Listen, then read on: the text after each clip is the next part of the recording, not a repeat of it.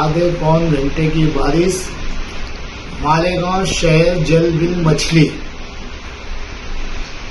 गटरों का सारा पानी सड़कों पे, सड़क बनी नदी। मालेगांव शहर की आवाम को तो चाहिए